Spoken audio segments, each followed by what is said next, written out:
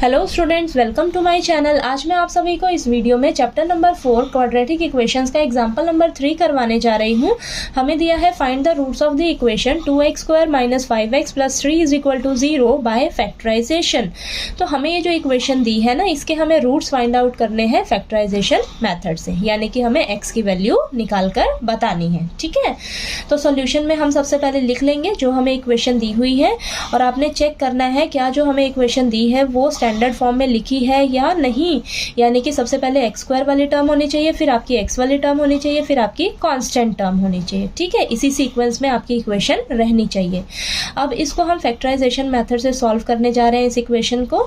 ठीक है, तो फैक्टराइजेशन मेथड में हमें क्या करना होता है, जो मिडल टर्म होती है ना, ये जो x वाली टर्म होती है, इसे हमें स्प्लिट करना होता है। ठीक, तो अब हम क्या करेंगे, सेकेंड स्टेप में आपने क्या करना है, आप ना ये ऐसे लिख लीजिए, बस ये जो x के आगे जो नंबर है ना, इसकी जगह आपने ब्रैकेट लगा देना है और बाकी सभी को ना आपने एज इट इज उतार लेना है। ठीक है, आपने सेकेंड स्टेप में क्या करना है, x के आगे जो भी नंबर दिया होगा उसकी जगह आपने ब्रैकेट लगाना है और बाकी सभी को आपने साइन के साथ ऐसे ही उतार लेना है। ठीक है, अब आपने क्या करना है, x² का कोफिशिएंट क्या है आपके पास 2 है, कांस्टेंट नंबर क्या है आपके पास 3 है, इन दोनों को मल्टीप्लाई करा तो आपके पास क्या आया 6 आया। ठीक है, अब इस ब्रैकेट में ना आपके पास 2 नंबर लिखे जाएंगे। ठीक है, अब वो 2 नंबर ऐसे होने चाहिए जिन्हें अगर हम प्लस माइनस करें तो हमारे पास ये 5 आना चाहिए। ठीक है, x के आगे क्या नंबर है 5 है ना, इसकी जगह ही आपने ब्रैकेट लगाया है, तो इस ब्रैकेट में आपके पास 2 नंबर आएंगे। उन 2 नंबर्स को अगर हम प्लस माइनस करें तो 5 आए, और उन 2 नंबर्स को अगर हम मल्टीप्लाई करें तो हमारे पास ये आना चाहिए 6 आना चाहिए। ठीक है, तो हमने ये 6 कहाँ से लिखा है, x² का कोफिशिएंट और कांस्टेंट नंबर, इनको मल्टीप्लाई करा तो 6 आया। अब इस 6 के ना आप फटाफट से फैक्टर्स निकालिएगा। ठीक है, तो फैक्टर्स आएंगे आपके पास 2 और 3 आएगा। ठीक है, 2 × 3 ये फैक्टर्स आ रहे हैं। अब इन्हीं फैक्टर्स में से ही हम वो 2 नंबर्स फाइंड आउट करते हैं। तो फैक्टर्स मेरे पास देखिए 2 और 3 आ रहा है, अगर हम 2 और 3 को प्लस कर दें तो हमारे पास 5 बन जा रहा है, 2 × 3 कर दें तो हमारे पास क्या आ जा रहा है 6 आ जा रहा है। ठीक है, यानी कि 5 हमें चाहिए था।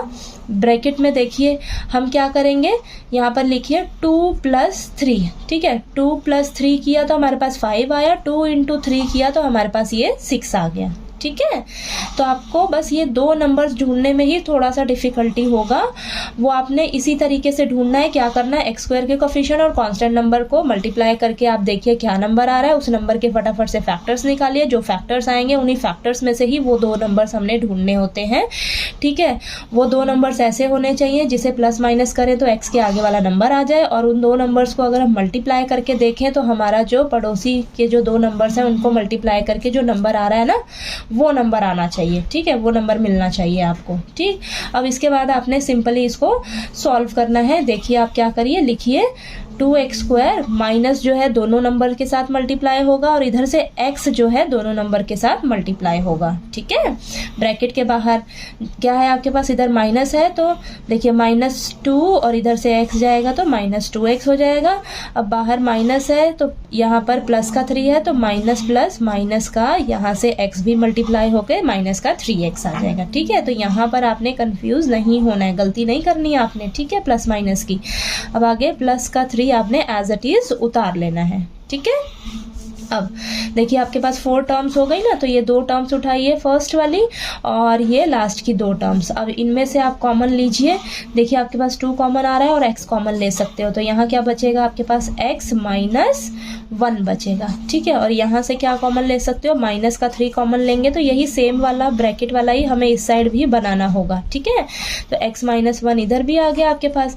अब यहाँ देखिए आपके पास यहाँ पर भी x - 1 है और यहाँ पर भी x - 1 है, तो कॉमन ले लीजिए बाहर। तो यहाँ से आपके पास क्या बचेगा, 2x बचेगा, और यहाँ से क्या बचेगा आपके पास माइनस का 3 बचेगा। ठीक है, इतना क्लियर हुआ आपको। अब नेक्स्ट स्टेप में हम क्या करेंगे, x - 1 को एक बार 0 के इक्वल रखिए और एक बार 2x - 3 को आप 0 के इक्वल रखिए। तो यहाँ से x की वैल्यू हमारे पास 1 आ जाएगी, -1 है तो इस साइड जाकर प्लस का 1 हो जाएगा। ऐसे ही 2x माइनस का 3 है, इस साइड जाकर प्लस का 3, तो x की वैल्यू आ जाएगी मेरे पास 3। 2 मल्टीप्लाई में है तो डिवाइड में 2 आ जाएगा, तो x की वैल्यू क्या आ गई हमारे पास 3/2। ठीक है, ये चीज़ क्लियर हुआ आपको। यानी कि ये जो आपके पास x की वैल्यूज़ निकल कर आई हैं, यही आपके क्या है, रूट्स हैं इस इक्वेशन के। ठीक है, तो हमारे पास एग्जाम्पल नंबर 3 में हमें बोला था रूट्स फाइंड आउट करने के लिए, तो वो आपने निकाल लिया। ठीक है, तो आपको एग्जाम्पल नंबर 3 जो है वो अच्छे से क्लियर हो गया होगा कि कैसे फैक्टराइजेशन मैथड से हम किसी भी इक्वेशन को सॉल्व करते हैं। ठीक, और वीडियो अच्छा लगे तो प्लीज़ लाइक कीजिए, शेयर कीजिए और ज़्यादा से ज़्यादा सब्सक्राइब कीजिएगा मेरे चैनल को। Thank you so much.